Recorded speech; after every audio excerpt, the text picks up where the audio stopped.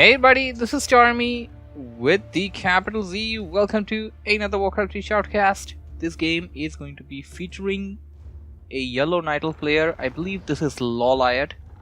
I can't really read the Chinese over there. He will be playing up against 120, who is spawning as the green undead on the bottom left. So yeah, it is Lawliet versus 120 on last Refuge. We have AOW coming near the green camp. Does not want to go for any kind of risk. Doesn't want to go near the orange camp. It seemed to me like up against an Undead player. Undead player opening up with Crypt first build order. All right, it's this is not used as much as it used to be used once upon a time. Mostly people like opening up with a DK first. Let's see how this works out, as we can just speed things up a bit, because we know what's just gonna happen, and there's nothing very special going on until the heroes will be coming out, as we have a scout wisp making its way towards the Undead player's base, and we're getting it back to X1 speed. We got AOW creeping, beginning over here with no wisp. The tree is taking some heavy damage over there. Might want to go back and consume a few trees over there and get itself to the regenerating. We got ghouls, we got Crypt Fiend coming out, and the DK halfway through. DH at the camp, going to pick up the pieces, and this AOW down to so low hit points. This is why you might want to have a wisp nearby, or maybe Lawliet didn't eat the tree in time. I believe he should have gone for the devour tree, and so Undead player opening up with this Crypt Fiend build order, pulling in the creeps near the blight, and well, he didn't really get much damage on that. Here comes the DK with that skeleton warrior, Rod of Necromancy, going towards that camp. That he's going to pick that up, while the Nightle player, nice. Seems to me like the Nightle player wants to go for an early expansion. This is a fast expansion, and Nightle player will be done creeping here just in a moment. Undead player getting Unholy Aura as the first ability for the DK, rushing his way towards the Nightle player's base. He has not done any kind of scouting yet, from what I gather, and he's near to that expansion point.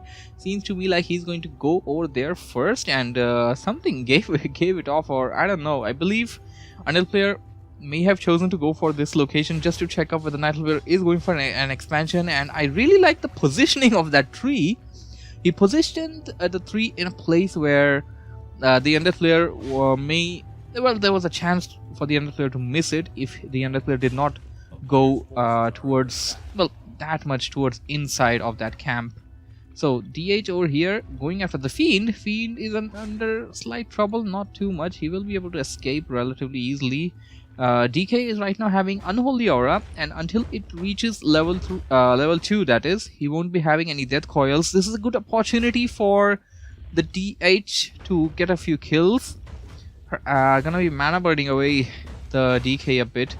Mana burning, well, it's gonna be damaging it simultaneously. Otherwise, before he gets death coil, the mana burning won't be any useful. He tried to do a little wisp block over there, and he is disturbed. He is disrupted while trying to creep this camp. Oh no, he's gonna lose the AOW. No, seems like not. That golem is really bad at whatever he does. He was literally just following the AOW and literally did not kill it until it was walking. Right now the Fiends are under trouble, and the DK is very far away from the Fiends. It seems to me like the DH will manage to get the kill on one of the Fiends, and a nice switch over there by the Undead player. 120 doing really great. The Wisp is under danger, and the Wisp sacrificing itself, getting the kill on one Fiend. Two Fiend. No, the second Fiend will be managed to get at the backside of the base, but no, DH is under hot pursuit. He's gonna go after it, and inside the Undead player's base, that Nerubian tower obviously doing a lot of damage, the cold damage, and he was so nearby. I didn't know why he didn't land a few shots on that Fiend. He is very nearby, and believe, I don't know, maybe one more fiend kill will give him level 3. Well, the DK is still down at level 1. There is no death coil. Once again, I want to note out as the DK is still level 1 and the Unholy Aura is the first spell for him. Nightfall player is ready with 3 of Ages, and he's going to go for the expansion once again. Hall of Dead is already there. Now he's going for Black Citadel, it seems to me like. Nightfall player picking himself a Naga Siege. That's going to be really useful in certain spots. Certain spots such as the one we had seen with these fiends just a bit earlier in this game. DK making its way towards the Nightfall player, and 120. This troll is right for the kill, and he's gonna go check up the expansion. This is good map awareness by 120. He's going over there, checking whether the Nightfall player did try to expand again or not, and it was probably not the best idea to go for it, I believe. I know I was the one who pointed out and said that Berserker is right for the killing, but the Nightfall player was too fast to counter-react to that. He got the Fluid of Accuracy. I'm going to be giving the Nightfall players ranged units extra damage. So, yeah, that's there for you. A lot of the Nightfall players' units are ranged. Well, except if you're not counting bears in the DH itself. He may choose to keep it, or may choose to sell it off. It's going to be useful with the Dryads. And Dryads are obviously going to be useful in taking down Destroyers, which we will most definitely be seeing in the game, as we do see a Slaughterhouse on the way. Black Citadel, about 75% complete. Nightfall player reaching level 3 with the DH, and level 2 on the Naga Siege. He probably wants to get his Naga Siege a bit leveled up, but no, he's gonna eat the damage with the DH, and he's also gonna soak up the experience as well. It's probably a better idea to do that, but oh my goodness, this is really bad. His DH is down to pretty low hit points over there, and I don't know what he's backing out. He's backing out rather differently. I guess he does not want to risk himself with a DH to be taken out with a coil or something, but he does have Potion of Greater Healing and the Potion of Lesser Invulnerability, so he's ready for any kind of creep jacks. Alright, that's something new. We got the Undead player, that is 120, going for Tinker as the third hero. I'm not sure whether this is one of the builds or not, but I'm pretty sure I haven't seen any such yet with the DK Lich and the third as a Tinker. We usually want to go for Dark Ranger. We have been seeing Dreadlord as of late sometimes, and Pit Lord is also an option, as it is a pretty tanky hero, and if you just want unit up in the front to take some damage, that's also a pretty good choice. But let's see how the Tinker fares. Tinker will obviously be a rather squishy choice. It will be attacked again and again by the Nightfall player, and Nightfall player right now, he lost a few units over there while he was trying to creep this camp, and the player did intercept him while I was trying to explain why I believe Tinker is a rather difficult, or I can't really say anything. I can't really comment anything just yet until I see the Tinker in action.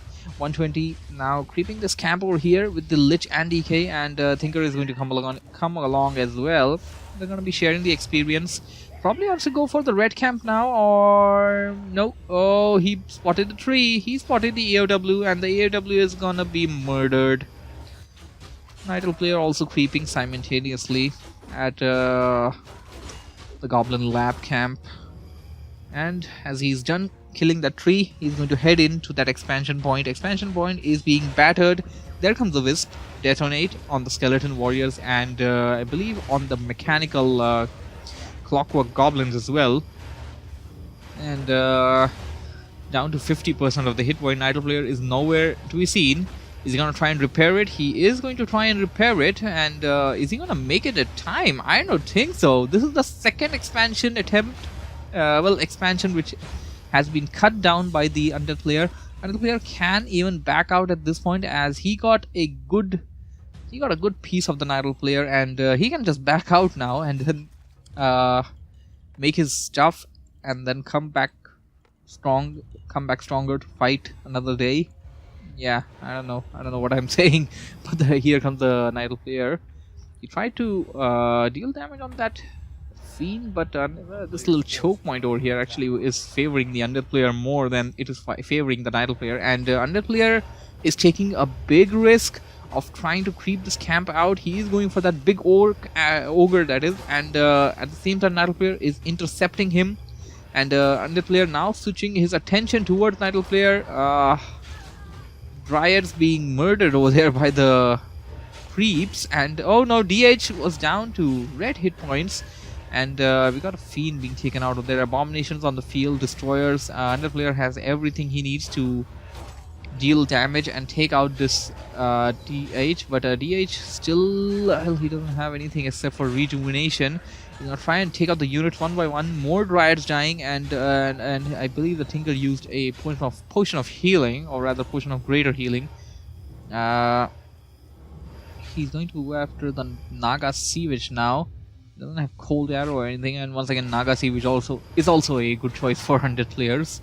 So right now Undead player did lose some stings, but Nidal player definitely lost more stuff over there, and we just saw a little glitchy bug when the DH was trying to use mana burn. It got staffed by the Naga Sea Witch. That's why we saw a little flash on the screen.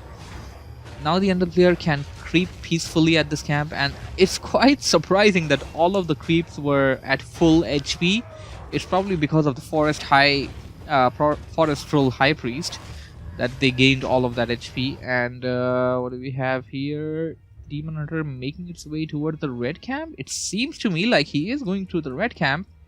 And if we check the populations, Undead player is capped at 60, but only has the 50 food worth army. Same for the Nidal player. Both players maintaining the 50 food despite of both of them having expansions at one point of the game. Undead player actually did make an expansion over here, something that we did not cover. This game has been pretty solid so far. Here comes one destroyer up in the air, and it is taking some damage over there by the Nidal player with the DH hurling those that orb of venom attack. And he's going to go after that haunted gold mine. I was about to say entangled gold mine, but no, this is an halted gold mine. There goes a fork lightning, and Frost Nova, the deadly nuke of the Undead player. DH down to pretty low hit points. He does have the staff of preservation, potion of lesser invulnerability, and he's going to pop that, take down one of the abominations, and staff away the DH. I was about to say he staffed away a unit, but no, he did staff away the DH. Tinker already reached level 2, and Lich is at level 3, DK level 3. If you go over the items a bit, Undead player, no, he doesn't really have a very good set over there. He just have like one Rings of Protection and a few consumables, while the Nidal player, well, this is a pretty good set. I mean, it's not the best, you can still have a few more, but this is a pretty good set. He got 2 circlets, Orb of Venom, and that Healing Ward. Healing Ward is going to be useful sooner than later. Undead player trying to creep this camp while the Nidal player tries to intercept him, but he didn't really do much damage, or he wasn't attempting to. He was just planning to do a hit and run attempt, while the rest of the army goes after the haunted gold mine, which is what is going on right now. Demon Hunter down to 50% of the hit points. Undead player going after the bears. One bear down, and there goes that staff once again. And as the Nidal player is done killing that haunted gold mine, he's going to use the TP with the Naga Sea Witch, go back to the base, and come back stronger. Once again, I believe this is the 3rd attempt of the Nidal player to set up the expansion. 2nd attempt was, well, successful, so I'm not sure whether we can call that an attempt or not, but this is the 3rd time he is putting the Tree of Life near that gold mine. Maybe he wants to switch the locations, maybe he wants to go for this camp instead, because that is a bit far away, and it's not your natural expansion, so there are chances that your enemy may not go to check that up. As the destroyer died, the Naga Sea Witch gaining level 4, and now going after the fiends, trying to snipe them down. And the player is, well, hightailing out of here. He doesn't want to engage the Idle player just yet. I guess he wants to get a few more units. At this particular point of time, Undead player is already at 50 plus supply, 50 plus food, that is. He's at 54, while Idle player only just going at 53. He was at 50 just a moment ago. Abomination being taken out, and this is not looking so good for the Undead player, as he just lost one of the abominations. He's going after DH. He's going Idle player is going to do the same trick again. Staff of Preservation, and he's going to try and kill as many as units as he can before he retreats back. And Tinker is down to 40 hit points. Now the Lich down, and Lich has been taken out. There was no mana enough, and Lawliet actually surprisingly take this game. So that's a pretty good game. Hope you guys enjoyed it. Thank you for watching. Thank you for listening. Do leave a like and comment below, and subscribe for more. That's it. That's all. Z out. Bye bye.